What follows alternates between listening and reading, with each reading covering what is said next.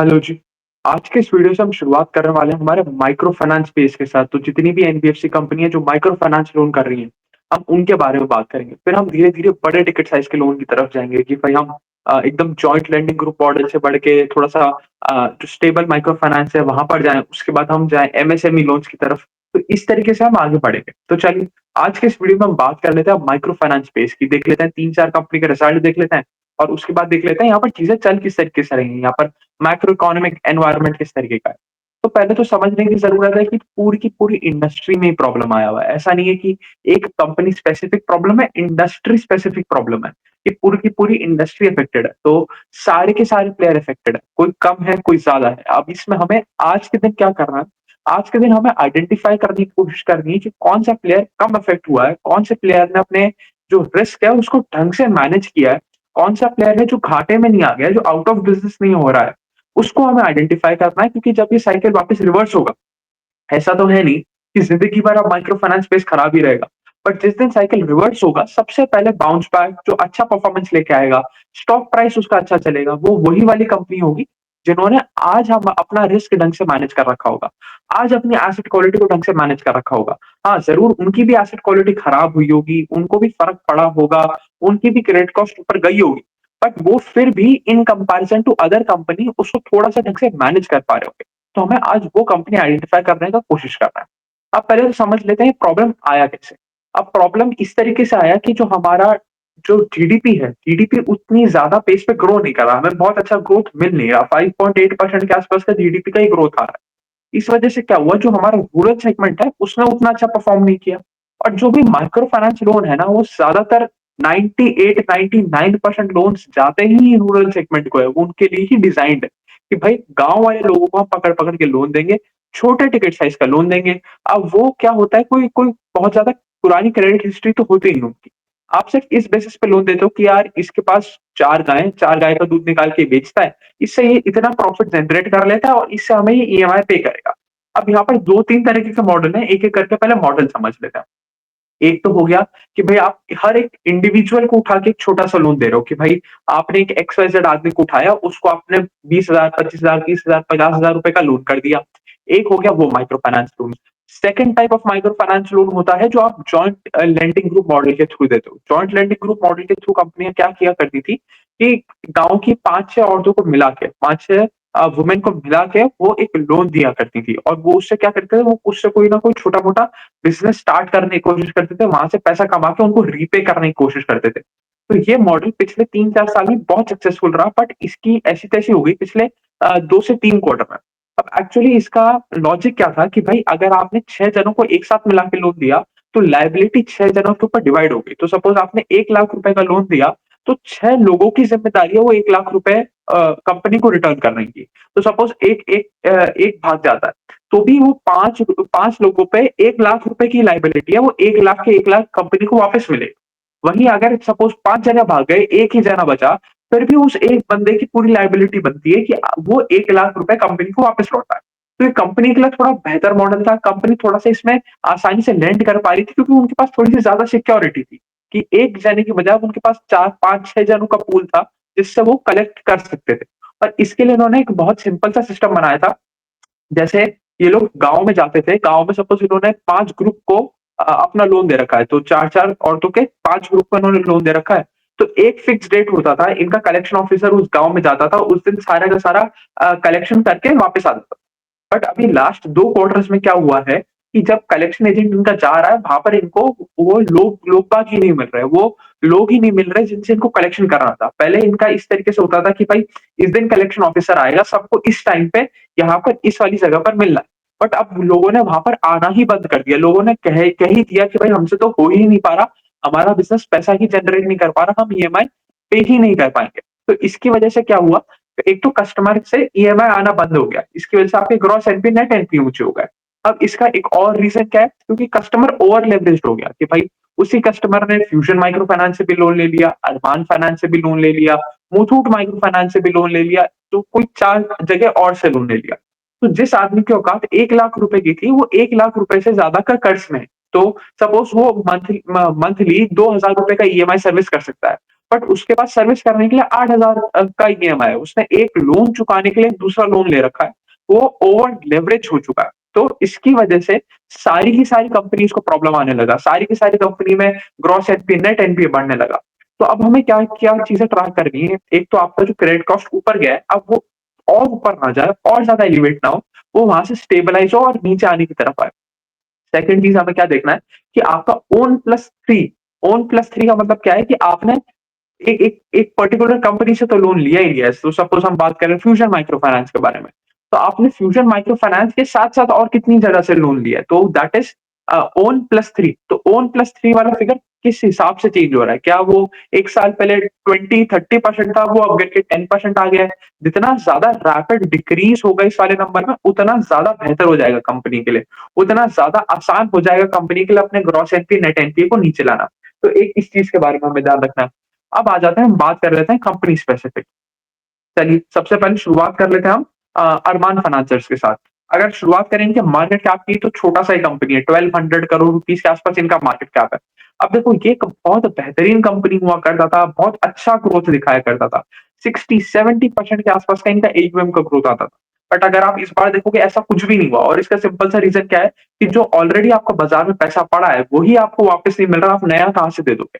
तो ये जितनी भी एनबीएफसी कंपनी है, बेसिक लॉजिक पे चलती है कि भाई, हम पैसा लेंड कर रहे हैं, वो पैसा वापस आ रहा है। ईएमआई के फॉर्म्स में हमें वापस मिल रहा है, हमें इंटरेस्ट कंपोनेंट कमाने का मौका मिल रहा है। तब तक सब कुछ ठीक है।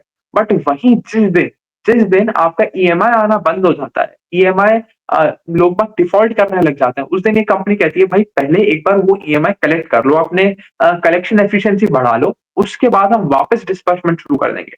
तो जैसे आपको किसी भी कंपनी में दिखे कि भाई डिस्बर्समेंट का रेट ऑफ ग्रोथ नीचे जा रहा है, कि पहले ये लोग 25-30%, 40% से डिस्बर्समेंट किया करते थे, अब ये लोग शायद 10% से ही डिस्बर्समेंट कर रहे हैं, तो हमें समझ जाना चाहिए कि भाई आगे आने वाले कुछ क्वार्टर में हो सकता है कि हमारा ग्रॉस एनपीए, नेट एनपीए ऊपर की साइड जाने लगे। और वही चीज़ हमें यहाँ पर होता हुआ भी देखने को मिला था। मैनेजमेंट कह रहा था कि भाई हाँ, थोड़ी-सी कलेक्शंस में प्रॉब्लम आ रही है, थोड़ी-सी कलेक्शन में प्रॉब्लम आ रही है, और ये हम बात कर रहे हैं आज से 3 क्वार्टर, 4 क्वार्टर पहले की। वहीं से प्रॉब्लम आना स्टार्ट हो गया था। और हमें देखने को क्या मिला कि Q2 में एकदम से ग्रॉस एनपीए बढ़ा, Q3 में और भी ज़्यादा बढ़ा, तो बिल्कुल ही बैंड बज गया। तो हमें इंडिकेशन पहले से आ रहा था इस चीज़ का। इस चीज़ के बारे में भी ध्यान रखना है। अच्छा जी, ये चीज़ भी हमने समझ ली। अब इनकी 3 मेन कैटेगरी है। ज़्यादातर मैक्सिमम लोन इनका माइक्रो फाइनेंस में है। उसके बाद आ जाता है इनका एक छोटा-सा एमएसएमई वाला कैटेगरी, और फिर आ जाता है इनका two wheeler and three wheeler वाला कैटेगरी। ये चीज़ भी समझ लिया। अगर हम एयूएम के बारे में बात करें, तो इनका एयूएम डिग्रू कर गया बाय 6.4%। डिग्रू कर गया मतलब घट गया, कम हो गया। क्यों कम हो गया? क्योंकि आपको पता है कि भाई मैक्रो इकोनॉमिक सिचुएशन इतना अच्छा नहीं है। लोग बाग ज़्यादा ढंग से रीपेमेंट कर नहीं पा रहे हैं। इसलिए इस पॉइंट ऑफ टाइम पे मैं ज़्यादा फ़ोकस करूँगा कलेक्शंस पे, कि मेरा बाज़ार में जो ऑलरेडी पैसा गया हुआ है, उसको मैं वापस ले आऊँ, उसको मैं रिकवर कर लूँ, बजाए कि मैं ज़्यादा लोन देने की कोशिश करूँ। ज़्यादा लोन दूँगा तो हो सकता है मैं प्रॉब्लम में और ज़्यादा फँस जाऊँगा, और ज़्यादा दलदल में चला जाऊँगा। इस चीज़ के बारे में हमें समझना है। डिसबर्समेंट में हमें डीग्रोथ देखने को मिला 40% ओवर वाई-ओवाई लेवल का। और अगर हम एयूएम साइज़ के बारे में बात करें, बहुत छोटा-सा एयूएम है, 2300 करोड़ रुपीज़ के आस-पास का ही इनका एयूएम है। अगर हम पैट के बारे में बात करें, तो पैट तो इनका नेगेटिव में आ गया। 116% के आसपास का डिग्रोथ देखने को मिला, और 7 करोड़ रुपए का इन्होंने नेगेटिव पैट रिपोर्ट किया। अब देखो, ये कंपनी मतलब बहुत अच्छा कंपनी हुआ करता था, अभी भी अच्छा ही कंपनी है, बट साइकिल ठीक नहीं है इसका। अब ये चीज़ समझना पड़ेगा। मैनेजमेंट यही चीज़ कह रहा है कि भाई, हो सकता है कि 1 क्वार्टर, 1 से 2 क्वार्टर हमें और लगें अपने अपने जो पीक है उसको मेंटेन करने में, उसको सस्टेन करने में। कि भाई अभी हो सकता है अगले आने वाले 2 क्वार्टर में और चीज़ें थोड़ी-सी खराब हो, और नंबर्स थोड़े-से खराब हो, बट मैक्सिमम 2 क्वार्टर और लगेंगे। बट यहाँ पर प्रॉब्लमैटिक चीज़ क्या लगी कि इनको इतना ज़्यादा प्रोविज़न करना पड़ गया कि इनका पार्ट नेगेटिव में आ गया। अब सेम केस हमारा कोविड में भी हुआ था कि भाई कोविड में भी लोगों का घर चल ही नहीं रहा था। जो माइक्रो फाइनेंस वाला कस्टमर होता है, वो बहुत ज़्यादा फ्रेजाइल होता है। उसके पास कोई खानदानी पैसा नहीं होता कि वो आपका ईएमआई सर्विस करता रहेगा कि भाई कोई बात नहीं, इस बार कमाई नहीं हुई, ईएमआई मेरा टाइम पे जा रहा है। तो वो कस्टमर है नहीं। तो वहाँ पर क्या होता है, हमें देखने को मिलता है कि जैसे ही कोविड जैसी सिचुएशन आती है, यहाँ पर माइक्रो फाइनेंस लोन, या जितनी भी हमारी एमएसएमई कंपनीज़ हैं, उन या एनबीएफसी कंपनी है जो माइक्रो फाइनेंस लोन कर रही है, उनका लोन बुक एकदम खराब हो जाता है, उनकी एसेट क्वालिटी एकदम खराब हो जाती है।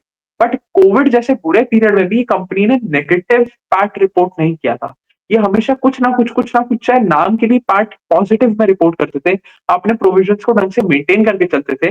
बट इस बार इनकी एसेट क्वालिटी इतनी ज़्यादा खराब हो गई कि इन लोगों को इतने ज़्यादा प्रोविज़न करने पड़े कि पार्ट नेगेटिव में आ गया। तो एक ये चीज़ थोड़ी-सी ज़्यादा प्रॉब्लमैटिक लगी। अगर हम इनके ज्योग्राफिकल प्रेज़ेंस के बारे में बात करें तो कंपनी 12 स्टेट्स में प्रेज़ेंट है और अगर ब्रांच नेटवर्क के बारे में बात करें तो 486 ब्रांचेज़ का इनका नेटवर्क है। 29% of the loans come from Gujarat, 23% UP से आता है, 16% एमपी से आता है, 11% राजस्थान से आता है और 5% आता है महाराष्ट्र से। बचा हुआ 17% हमारे अलग-अलग स्टेट से आता है। अब यहाँ पर एक और चीज़ नोट करने की है, आगे चल के जब हम देखेंगे तो कुछ-कुछ ऐसी कंपनियाँ हैं, जिनको फ़र्क पड़ा है थोड़ा-सा ज्योग्राफी की वजह से भी, कि भाई जो तमिलनाडु में अभी फ्लड्स आ गए थे, जो साइक्लोन आ गया था, उसकी वजह से इनका इनका लोन बुक खराब हुआ। बट यहाँ पर देखो, यहाँ पर जो मेजर कंट्रीब्यूशन है, वो हमारा नॉर्थ इंडियन स्टेट्स में है, नॉर्थ इंडियन या वेस्टर्न स्टेट्स ऑफ इंडिया में है। तो वहाँ पर तो ऐसा कोई प्रॉब्लम था नहीं, उसके बाद भी आपका एसेट क्वालिटी खराब हो रहा है। तो हमें उन सारी कंपनियों को थोड़ा-सा ज़्यादा बेनिफिट देना पड़ेगा कि भाई आपके लिए एक नेचुरल कैलामिटी और आ गई थी, मैक्रो इकोनॉमिक के साथ आपके लिए एक एक ऐसी नेचुरल कैलामिटी भी आ गई थी जिसके जिसके लिए आपके पास कोई जवाब ही नहीं था। तो उन सारी कंपनियों ने कुछ ना कुछ इंश्योरेंस कर रखा है, वहाँ से क्लेम आ रहे हैं बट हमें उनको उस चीज़ का बेनिफिट ऑफ द डाउट देना पड़ेगा। चलिए ये चीज़ भी हमने समझ ली। उसके बाद अगर हम बात करें 77% of their loans are micro finance loan और ये लोग ऑपरेट करते हैं जॉइंट लेंडिंग ग्रुप मॉडल के ऊपर और जॉइंट लेंडिंग ग्रुप मॉडल की हालत बहुत ही ज़्यादा खस्ता है। 18% लोन आता है हमारे एमएसएमई वाले सेगमेंट से, 3.6% लोन आता है हमारे टू व्हीलर और थ्री व्हीलर वाले सेगमेंट से और 1% के आसपास का लोन अगेंस्ट प्रॉपर्टी है और 0.6% के आसपास का इंडिविजुअल माइक्रो फाइनेंस है। इंडिविजुअल माइक्रो फाइनेंस मतलब एक बंदे को पकड़ा, उसी को सारा का सारा लोन दे दिया वर्सेस जॉइंट लेंडिंग ग्रुप में 5-6 लोगों को पकड़ा और उनको सारा लोन दिया। और जॉइंट लेंडिंग ग्रुप वाला मॉडल अब सक्सेसफुल नहीं रहा, जो चीज़ हमें पिछले 3 क्वार्टर से देखने को मिल रही है कि लोग बाग वहाँ कलेक्शन सेंटर्स पे आ ही नहीं रहे। वो विलिंगली जो पहले आके अपना ईएमआई पे कर जाते थे, अब जो जो एजेंट है, जो रिकवरी एजेंट है, उसको घर-घर जाना पड़ रहा है कि आप हमारा ईएमआई देओ। तो उसके लिए इनको एक नया प्रॉब्लम आ गया है और उसकी वजह से इनकी एम्प्लॉयी कॉस्ट भी बढ़ गई है। पहले तो इतना मेहनत करने की वजह से एम्प्लॉयी भाग-भाग के चले गए कि भाई इतना इतना हम कर ही नहीं सकते, मतलब इतने पे इतना डिलीवर हम नहीं कर सकते, इसलिए वो लोग छोड़ के चले गए। इनको नए एम्प्लॉयी हायर करने पड़े और पहले जहाँ पर सिर्फ 2 एम्प्लॉयी से काम चल जाता था, अब वहाँ पर इनको 5 से 7 एम्प्लॉयी बिठाने पड़ रहे हैं, क्योंकि अब इनको घर-घर जाके कलेक्शन करना पड़ रहा है। इनके साथ ऐसा नहीं हो रहा कि एक गाँव में गए और एक गाँव में जाके एक कलेक्शन सेंटर में जाके सारा का सारा उस गाँव को कलेक्शन किया और वापस लौट आए। ऐसी चीज़ हो नहीं रही, इसलिए मैन पावर रिक्वायरमेंट भी बढ़ गया। तो आपका क्या हुआ, क्रेडिट कॉस्ट बढ़ गया, आपका ऑपरेटिंग एक्सपेंडिचर बढ़ गया। इसकी वजह से आपको क्या देखने को मिल रहा है, आपका पैट में बहुत ज़बरदस्त हिट हमें देखने को मिला। ये चीज़ भी समझ ली। अगर हम इनकी एसेट क्वालिटी के बारे में बात करें तो इनका जो ग्रॉस एनपीए है वो बढ़ के 4.1% के आसपास पहुंच गया, नेट एनपीए 0.7% के आसपास पहुंच गया। आरओए और आरओई की तो ऐसी तैसी हो ही जानी है। जब आपका प्रॉफिट ही नेगेटिव में आ गया तो आपका आरओए और आरओई दोनों ही नेगेटिव में आ जाएंगे। आरओए आपका नेगेटिव 1.2% के आसपास से आ गया और आरओई आपका नेगेटिव 3.4% के आसपास आ गया। अब कलेक्शन एफिशिएंसी में एक अच्छी चीज हम ये बोल सकते हैं कि भाई जो हमें देखने को मिल रहा था कि इतने लंबे समय से इनकी कलेक्शन एफिशिएंसी नीचे जा रही थी, अब वो एटलीस्ट स्टेबलाइज़ हो गई है, वो और नीचे गिरना बंद हो गई है। तो यहाँ पर ये 95.2% 3% के आसपास ही हमें स्टेबलाइज़ होता हुआ देखने को मिला। अब फर्स्ट साइन ऑफ रिकवरी कब देखने को मिलेगा हमें कि जब ये कलेक्शन एफिशिएंसी 95 से बढ़ के 90 96 97 98% के आसपास जब जाने लगेगी, तब हमें समझ में आने लगेगा कि हाँ यार, अब चीज़ें थोड़ी-सी सुधर रही हैं, अब चीज़ें वापस बैक टू नॉर्मल आ रही हैं। तब हमें पता चलेगा कि भाई अब ये कंपनी टर्न अराउंड के लिए रेडी है। अभी तो चीज़ें और धीरे-धीरे खराब ही होती जा रही है। जैसा मैनेजमेंट भी बोल रहा है कि भाई नंबर्स में आपको रिफ्लेक्ट होने के लिए शायद 1 से 2 क्वार्टर और ज़्यादा भी लग जाए। ये चीज़ भी हमने समझ ली। अब अगर हम बात करें इनकी नेट इंटरेस्ट इनकम के बारे में या नेट टोटल इनकम के बारे में बात कर लेते हैं। That was up 10% over a Y O Y level. T-pop was down 5%, तो ये T-pop ही नेगेटिव आ गया इनका। क्यों आ गया? क्योंकि हमारा केपेक्स बढ़ गया। केपेक्स में क्या बढ़ गया? मैन पावर का रिक्वायरमेंट ज़्यादा बढ़ गया। आपको ज़्यादा सैलरी पे करना पड़ा, आपको महँगा सैलरी पे करना पड़ा क्योंकि जो आपके रिकवरी एजेंट्स हैं, उनका काम बढ़ गया। उनको आपको ज़्यादा पे करना पड़ रहा है और वो छोड़-छोड़ के भी जा रहे हैं। एक ये इनका रीज़न था। चलिए ये चीज़ भी हमने समझ ली। अगर हम क्रेडिट कॉस्ट के बारे में बात करें तो इनका क्रेडिट कॉस्ट ऑलमोस्ट 4 गुना हो गया, 3.7 टाइम्स बढ़ गया। क्यों? क्योंकि आपको ज़्यादा से ज़्यादा प्रोविज़न करने पड़े, आपका एसेट क्वालिटी लगातार खराब हुआ। उसकी वजह से भी यहाँ पर हमें पैट में इम्पैक्ट आता हुआ देखने को मिल रहा है। चलिए जी, ये चीज़ भी हमने समझ ली। अब आ जाते हैं हमारी दूसरी कंपनी की तरफ। दूसरी कंपनी का नाम है फ्यूजन फाइनेंस। अगर इनके बारे में बात करें तो इनका भी सिमिलर सा ही मार्केट कैप है, 1400 करोड़ रुपीस के आसपास इनका मार्केट कैप है। और इनकी प्रॉब्लम तो और भी ज्यादा पुरानी है। मतलब अगर हम अरमान के बारे में बात करें तो शायद 2-3 क्वार्टर से इनकी परफॉर्मेंस थोड़ी-सी डिग्रेड हुई है। ये पिछले 5 क्वार्टर से 5-6 क्वार्टर से यही बात कर रहा है। इनका प्रॉब्लम स्टार्ट हुआ था पंजाब में, जब इलेक्शन से पहले, इलेक्शन के टाइम पे कुछ कुछ नेता ने ये बोल दिया था कि भाई आप लोगों को लोन रीपेमेंट करने का जरूरत ही नहीं है। आपका जो जो भी लोन है वो माफ कर दिया जाएगा, लोन वेवर मिल जाएगा आपको। इसीलिए पंजाब में लोगों ने माइक्रो फाइनेंस वाले सेगमेंट में लोन की ईएमआई चुकाना ही बंद कर दिया कि भाई हमें तो बोल दिया गया है कि हमारा तो लोन वेवर हो जाएगा, अब हमें हमारे सर पे कोई उधारी है ही नहीं। इसकी वजह से इनका प्रॉब्लम स्टार्ट हुआ था। तो उस पॉकेट में इनको प्रॉब्लम आना शुरू हुआ था और उसके बाद इस कंपनी की बिल्कुल ही ऐसी तैसी हो गई है। वहां से प्रॉब्लम फैलता ये हर जगह ही फंसते जा रहे हैं, कहीं ढंग का इनका कुछ काम बन ही नहीं रहा। अगर इनकी एसेट क्वालिटी के बारे में बात करें, लगातार गिरता जा रहा है, लगातार गिरता जा रहा है। ये चीज भी हमने देख ली। अब यहाँ पर भी सेम प्रॉब्लम है कि जो कस्टमर था वो ओवर लेवरेज हो गया था। अगर अब हम देखें कितना फर्क पड़ा है, तो वो पिछले 9 महीने में जो पहले इनका 32% ऑफ द कस्टमर ऐसा था जो fusion plus 3 micro finance company से लोन लेके बैठा था, अब वो डिक्रीज होके 20% के आसपास ही रह गया। तो ठीक है, इम्प्रूवमेंट आ रहा है, कम जो कस्टमर का ओवर लेवरेज था वो कम हो रहा है, बट अभी भी कोई बहुत सेफ मेथड पे नहीं है। यहाँ पर अभी भी थोड़ी-सी प्रॉब्लम्स बची हैं। इस चीज़ के बारे में हमें ध्यान रखना है। अगर हम बात करेंगे कलेक्शन एफिशिएंसी की, तो वहाँ पर हमें थोड़ा-सा इम्प्रूवमेंट ज़रूर देखने को मिला है कि भाई जो पहले 96.5% हुआ करता था, वो बढ़ के अब 97.8% के आसपास आ गया over quarter on quarter level. तो यहाँ पर कलेक्शन एफिशिएंसी में तो हमें इम्प्रूवमेंट देखने को मिल रहा है, बट अभी भी थोड़ा-सा मतलब जो चीज़ होती है ना कि अब सारी की सारी चीज़ें ठीक है, अब सारे के सारे मैट्रिक्स इन राइट डायरेक्शन जा रहे हैं। देखो, अगर आप जाके कोई भी माइक्रो फाइनेंस कंपनी खरीदोगे at a gross NPA of 1.1 1.5 या आपका नेट एनपीए ऑफ 1 0.5, तो आप पैसा नहीं बना पाओगे। आपको पैसा बनाना है रिकवरी में कि भाई जब ये कंपनी अपने नंबर सुधारने लगे, तो जब एकदम सुधरे हुए नंबर पे लोगे तो कोई फायदा नहीं है। ये चीज़ हमें समझना है। तो इसकी वजह से हमें फर्स्ट साइन ऑफ रिकवरी में इनको देखना है, क्या ये एक अट्रैक्टिव बेट बन पा रहे हैं या नहीं बन पा रहे। बट आज के दिन हाँ, हम ये ज़रूर कह सकते हैं कि भाई फ्यूजन का कलेक्शन एफिशिएंसी ठीक हो रहा है। फ्यूजन का कलेक्शन एफिशिएंसी सही डायरेक्शन में जा रहा है। बट बाकी सारी चीज़ें जा रही हैं या नहीं जा रही है, उनके बारे में अभी हम नहीं कह सकते। तो ऐसा नहीं है कि आज फ्यूजन एक बहुत बढ़िया बेट बन गया। इस चीज़ के बारे में हमें ध्यान रखना है। अच्छा, अगर इनके कंसंट्रेशन के बारे में बात करें तो इनका जो टॉप 5 स्टेट्स हैं, वो 70% ऑफ द एजीएम कंट्रीब्यूट करता है। तो यहाँ पर थोड़ा-सा कंसंट्रेशन है वो भी ज़्यादा है। तो इसकी वजह से अगर कोई भी एक स्टेट में प्रॉब्लम आ जाता है तो इनकी बिल्कुल ही बैंड बज जाती है। अच्छा जी, अगर हम एयूएम के बारे में बात करें तो एयूएम इनका डिग्रू किया बाय 1%, डिस्बर्समेंट डिग्रू किया बाय 57%। और अगर हम नेट इंटरेस्ट इनकम के बारे में बात करें तो वहाँ पर हमें 34% का डिग्रोथ देखने को मिला, with a operating profit decline of 75%, 75% के आसपास इनका ऑपरेटिंग प्रॉफिट गिर गया। और इनका लोन बुक साइज के बारे में बात करें तो 10,600 करोड़ रुपीस के आसपास इनका लोन बुक है। ये चीज भी हमने समझ लिया। अगर हम इनकी क्रेडिट कॉस्ट के बारे में बात करें तो एक और अच्छा फिगर हमें देखने को मिला, एक और साइन ऑफ रिवर्सल देखने को मिला। अब रिवर्सल कंफर्म है नहीं है वो हम आगे बात करेंगे, अभी हम उस चीज के ऊपर कमेंट नहीं कर सकते। बट हाँ, हमें दो पॉजिटिव पॉइंट जरूर मिल गए कि एक तो आपका कलेक्शन एफिशिएंसी वापस राइट डायरेक्शन में मूव कर रहा है, वापस ऊपर जा रहा है। जो पिछले 3 क्वार्टर, 4 क्वार्टर, 5 क्वार्टर से गिरे जा रहा था, वो अब एटलीस्ट वापस ऊपर जाना तो शुरू हुआ है। एक चीज़ ये हम बोल सकते हैं। और दूसरी चीज़ हम बोल सकते हैं कि हमारी जो क्रेडिट कॉस्ट है, वो अब वापस डिक्लाइनिंग ट्रेंड में है। और क्रेडिट कॉस्ट क्या होती है? Provision upon total loan disbursed, मतलब जो भी आपने प्रोविजन करें अपॉन आपका जो एयूएम साइज़ है। तो जैसे ही वो आपका नीचे जाएगा, उतना ज़्यादा कंपनी के लिए अच्छा है, उतना ज़्यादा कंपनी बताती है कि भई हमें लग रहा है कि आगे चल के हमें कोई ज़्यादा प्रॉब्लम होने वाली है नहीं। ये चीज़ भी हमने देख ली। अगर हम इनकी ग्रॉस एनपीए के बारे में बात करें, तो इनका ग्रॉस एनपीए अभी भी ऊपर गया, 9.4% से 12.6% बढ़ गया। और इनका नेट एनपीए मूव किया फ्रॉम 2.4% टू 1.74%। तो नेट एनपीए में रिडक्शन आया है, ग्रॉस एनपीए बढ़ गया है। और नेट एनपीए में रिडक्शन क्यों आया? क्योंकि आपने अपना प्रोविजन कवरेज रेशो बढ़ा दिया है। अब देखो, नेट एनपीए कैलकुलेट किस तरीके से होता है कि भाई जो भी आपका सपोज ₹100 का ग्रॉस एनपीए है, ₹100 के ग्रॉस एनपीए में आपने ₹70 का प्रोविजन कर दिया, तो आपका नेट एनपीए ₹30 का आ गया।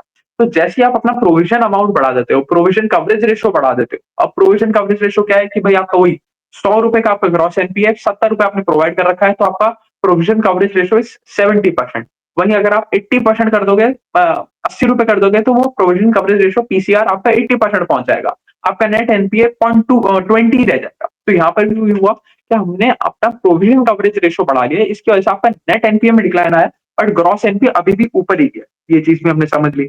अगर हम इनकी कॉस्ट ऑफ बोरोइंग वगैरह के बारे में बात करें, तो वहाँ पर किसी भी कंपनी में कोई दिक्कत नहीं है। चाहे आपकी अरमान हो, चाहे फ्यूजन हो, या बाकी और कोई सी भी माइक्रो फाइनेंस कंपनी हो, कभी भी इनको यील्ड में, कॉस्ट ऑफ बोरोइंग में यहाँ प्रॉब्लम नहीं आ रहा। इनकी बेसिक मेन प्रॉब्लम है एसेट क्वालिटी। लोग बस पैसा वापस नहीं दे रहे। लोगों को पैसा सही रेट पे लैंड कर रहे हैं। जो कंपनी पैसा उठा रही है वो ठीक रेट पे उठा रही है, वहाँ कोई प्रॉब्लम्स नहीं है। प्रॉब्लम है ईएमआई रीपेमेंट पे। ईएमआई रीपेमेंट नहीं आ पा रहा। इस चीज़ के बारे में हमें ध्यान रखना है। बाकी सब तो यहाँ पर ठीक ही है, बाकी सब में कोई दिक्कत नहीं है। एक इनका एक छोटा-सा हमारा क्या कहते हैं, एमएसएमई लोन बुक भी है। MSME loan book is not more than 1% of the overall AUM, तो उसपे कोई कोई बहुत ज़्यादा बात करने की ज़रूरत नहीं है। वो ठीक-ठाक चल रहा है, वहाँ पर कोई ऐसी बहुत ज़्यादा तकलीफ देखने को नहीं मिल रही। बट कंपनी का मेन काम माइक्रो फाइनेंस लेंडिंग है, और वो वाला थोड़ा-सा डाइसी चल रहा है। वहाँ पर अभी सारी की सारी चीज़ें इम्प्रूव होना शुरू हुई नहीं है। चलिए, अब हम बात कर लेते हैं अपनी तीसरी कंपनी के ऊपर। तीसरी कंपनी का नाम है तीसरी कंपनी का नाम है मुथूट माइक्रो फाइनेंस। अगर इनके मार्केट कैप के बारे में बात करें, तो 2100 करोड़ रुपीस के आसपास इनका मार्केट कैप है। अगर इनके एयूएम ग्रोथ के बारे में बात करें, तो 8.3% के आसपास का इनका एयूएम ग्रोथ था। तो पहला कंपनी हमें मिल गया जो at least positive AUM growth show कर रहा है, एटलीस्ट ऊपर की तरफ अपने एयूएम को बढ़ाने की बात कर रहा है। हमारा अरमान का भी एयूएम में डिग्रोथ था, हमारे फ्यूजन का भी एयूएम में डिग्रोथ हमें देखने को मिला था। अगर हम इनके डिस्बर्समेंट के बारे में बात करें, तो इनका भी डिस्बर्समेंट गिरा, but 21% over a वाई-ओवाई level, and PAT saw a degrowth of 97% over a वाई-ओवाई level. तो जस्ट बेयरली प्रॉफिटेबल इन लोगों ने अपने आप को दिखाया है। बाकी सारा का सारा पैसा प्रोविजन में घुसा दिया है कि सारा का सारा जो भी लोन हमारा है, उसको प्रोवाइड करके चलो, अपना प्रोविजन कवरेज रेशियो बढ़ा के चलो, ये चीज़ है। अगर कंपनी के बारे में बात करें, one of the best geographical diversification a company can have. 22 states में इनका प्रेजेंस है, और 49% ऑफ द एयूएम साउथ वाले रीजन से आता है। भाई जैसा हमें पता ही है कि मुथूट रीजन साउथ में डोमिनेट करता है, तो अभी भी इनका majority of the loan south से आता है। 49% साउथ से, 24% नॉर्थ से, 14% ईस्ट से, और 13% आता है हमारा वेस्ट वाले रीजन से। ये चीज भी समझ लिया। अगर हम बात करें, इनको बेसिक प्रॉब्लम आया लो पर कैपिटा इनकम वाली स्टेट्स में। तो ऐसा नहीं है कि इनको नेशन वाइड प्रॉब्लम आया हो। कहीं-कहीं इन्होंने अपने ग्रॉस एनपीए को इम्प्रूव भी किया है। अगर हम स्टेट वाइज़ बात करें कि भाई, अगर हम तमिलनाडु के बारे में बात करें, तो तमिलनाडु में यहाँ पर इम्प्रूवमेंट देखने को मिला, कर्नाटका में हमें इम्प्रूवमेंट देखने को मिला। बट जो लो पर कैपिटा इनकम वाले ग्रुप हैं, या स्टेट्स हैं, जैसे कि बिहार हो गया, यूपी हो गया, वहाँ पर इनको थोड़ी-सी प्रॉब्लम देखने को मिली। वहाँ पर इनके ग्रॉस एनपीए, नेट एनपीए बढ़ गए, और वहीं से थोड़ी-सी चीज़ें खराब होना शुरू हुई। इसीलिए आप देखोगे ये कंपनी कम अफेक्टेड है, क्योंकि भाई इनका थोड़ा नॉर्थ वाले रीजन में थोड़ा-सा प्रेजेंस कम था। साउथ वाले रीजन में मोर और लेस चीज़ें uh, in comparison to north better चल रही थी, तो ये कंपनी फिर भी थोड़ा-सा प्रोटेक्टेड रहा। बट इस कंपनी के साथ नया प्रॉब्लम क्या हो गया कि वो तमिलनाडु में साइक्लोन आ गया, तमिलनाडु में बाढ़ आ गई, वहाँ से इनको नया प्रॉब्लम आ गया। बट इसलिए इन्होंने क्या कर रखा था कि इसलिए इन्होंने इंश्योर करा रखा था अपने उन सारे लोन्स को, और वहाँ पर इन्होंने इंश्योरेंस कंपनी में क्लेम भी डाल रखा है। तो 53% of the claim have been settled, और बचाओ 47% within this quarter settle हो जाएगा, वहाँ पर भी कोई दिक्कत आएगी नहीं। तो इनका थोड़ा-सा पैसा वापस आएगा, तो इनकी एसेट क्वालिटी और थोड़ी-सी हमें अच्छी दिखने लगेगी। तो in comparison to Arman and Fusion, अभी करंटली जितना हमें समझ में आ रहा है, जितना हमने अभी पढ़ा है, उसके हिसाब से Muthoot micro finance is better placed, is better poised to recover fast. ये चीज़ भी हमने समझ लिया।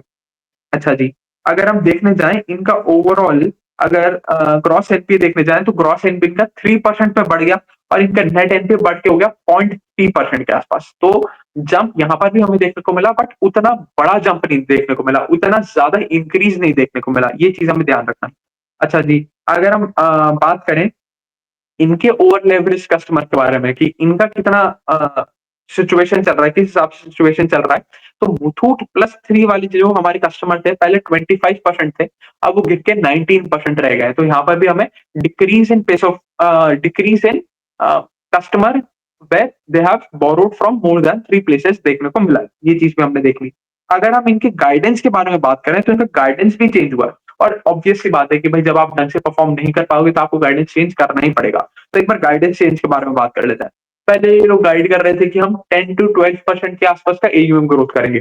देखो, पहला गाइडेंस क्या था? हम 25% के आसपास का ग्रोथ करेंगे, उसको रिवाइज़ करके 10-12 पे लेके आए थे। अब उसको वापस रिवाइज़ कर रहे हैं, उसको रिवाइज़ करके हम 5 टू 7 के ऊपर लेके आ रहे हैं। फिर हम ये लोग बता रहे हैं कि हमारी जो क्रेडिट कॉस्ट है वो अभी भी बढ़ सकती है, थोड़ी-सी ज़्यादा एलिवेट हो सकती है और वो चीज़ हमें समझ में भी आती है, कि भाई जब आपके ग्रॉस एनपी नंबर्स थोड़े से ऊँचे जाएँगे तब आपको और ज़्यादा प्रोवाइड करना पड़ेगा, आपकी क्रेडिट कॉस्ट ऊपर जाएगी। तो ये लोग कह रहे हैं कि हमारी credit cost would remain between 7 to 8%। अब आइडियल सिनेरियो में जब सब कुछ अच्छा चल रहा है, तो एक माइक्रो फाइनेंस कंपनी का credit cost should remain between ideally should remain between 2.5 to 3.5, 2.5 से 3.5 के बीच में रहना चाहिए। बट करंटली सारी कंपनियां ऊपर जा रहा है, ये लोग गाइड कर रहे हैं 7 टू 8 के बीच का। उसके बाद अगर हम आरओए के बारे में बात करें तो 3% का आरओए घट के हमारा 0.5% के आसपास रह जाएगा, और जो हमारा 12-13% के आसपास का आरओई है वो घट के 2% के आसपास का रह जाएगा। तो ये था इनका ओवरऑल गाइडेंस में जो चेंज हुआ है। अच्छा जी, उसके अलावा अगर हम बात करें तो ये इकलौता ऐसा कंपनी है जो अभी भी अच्छे रेट पे एक्सपेंशन कर रहा है। अगर हम देखने जाएँ, इन्होंने 345 नई ब्रांचेस खोली इसी क्वार्टर में, और अब इनका टोटल ब्रांच काउंट पहुँच गया 9591 ब्रांचेस का। तो अब ये थोड़ा-सा बेटर कंपनी लग रहा है उन दोनों कंपनी से, एक तो अपनी एटीएम को पॉजिटिव रेट पे बढ़ा पा रहा है। इनका ग्रॉस एनपीए, नेट एनपीए थोड़ा-सा कम अफेक्टेड है। ऐसा नहीं है अफेक्टेड नहीं, कम अफेक्टेड है। थोड़ा-सा इन्होंने अपने आप को प्रोटेक्ट करके रखा हुआ है। उसके बाद इस पॉइंट ऑफ टाइम पे जब बाकी सारी कंपनियां सिर्फ और सिर्फ अपने कलेक्शन के ऊपर ध्यान दे रही है, ये इकलौती ऐसी कंपनी है जो एक्सपेंशन के बारे में सोच रही है कि भाई हम नई से नई ज्योग्राफी में चले जाएं, वहां जाके एक्सपैंड कर लें, वहां जाके अपना मार्केट शेयर गेन कर लें, बाकी सारी कंपनियों को थोड़ा सा मार्केट से बाहर करने की कोशिश करें। तो ये एक्सपेंशन भी कर रहे हैं, ये कलेक्शन एफिशिएंसी पे भी ध्यान दे रहे हैं, इन्होंने अपने आप को थोड़ा सा प्रोटेक्ट करके भी रखा हुआ है। तो overall in a better position than the other two companies, ये चीज हम बोल सकते हैं। अगर हम इनके निम्स के बारे में बात करें तो NIMs were up 23%, sorry, net interest income was up 23%, operating profit was up 40%, और जो हमारा क्रेडिट कॉस्ट डबल हो गया, 200 एंड सॉरी 3 गुना हो गया, 223% के आसपास का इंक्रीज देखने को मिला। अब ठीक है, ये बट ऑब्वियस है कि क्रेडिट कॉस्ट आपका बढ़ेगा, बट फिर भी आपने ऑपरेटिंग प्रॉफिट, देखो ऑपरेटिंग प्रॉफिट में आपको आया 40% का ग्रोथ, और ये तब है जब आपने इतनी ब्रांचेस ऐड की। इसका मतलब आपको क्या हुआ, थोड़ा-सा ऑपरेटिंग लेवरेज मिला कि भाई जिस हिसाब से आपका ब्रांच का एक्सपेंशन हुआ, उस हिसाब से आपके खर्चे नहीं बढ़े। जिस हिसाब से आपका अ, इंटरेस्ट इनकम में ग्रोथ आया, उसके हिसाब से आपके खर्चे नहीं बढ़े। तो एक यहाँ पर अच्छी चीज़ हमें देखने को मिल रही है। अच्छा, अब पार्ट तो इनका खैर गिर ही गया था कि 97% के आसपास का डिक्रीज़ आ ही गया था, और जो हमारा टोटल इनकम है वहाँ पर हमें 18% के आसपास का ग्रोथ देखने को मिला। तो मोर और लेस अभी के लिए इतना ही रखते हैं। ये थी हमारी 3 कंपनी। अब 3 कंपनी में हमें बेसिक डिफरेंशिएशन पता चल गया कि भाई फ्यूजन लंबे समय से खराब परफॉर्म कर रहा है, 1-2 साइन ऑफ रिकवरी हमें देखने को मिल रहा है। अरमान के भी साथ यही सिचुएशन है कि पहले बहुत अच्छा ग्रो किया करता था, अभी हालत खराब है। मैनेजमेंट कह रहा है 1 आधा क्वार्टर और रहेगा, बट अभी पीक नहीं आया है। वहीं मुथूट का मैनेजमेंट क्या कह रहा है? मुथूट कह रहा है कि भाई हम बेटर पोज़ीशन्ड है बाकी दोनों कंपनी से, बट अभी हम भी स्टेबलाइज़ नहीं हुए हैं। हमें भी 1 से 2 क्वार्टर लगेगा स्टेबलाइज़ होने में, इसको पीक बनाने में और यहाँ से वापस नीचे जाने में, एसेट क्वालिटी के टर्म्स में वापस इम्प्रूवमेंट लाने में शायद अभी हमें और थोड़ा-सा समय लग सकता है। तो चलिए, अभी के लिए इतना ही रखते हैं।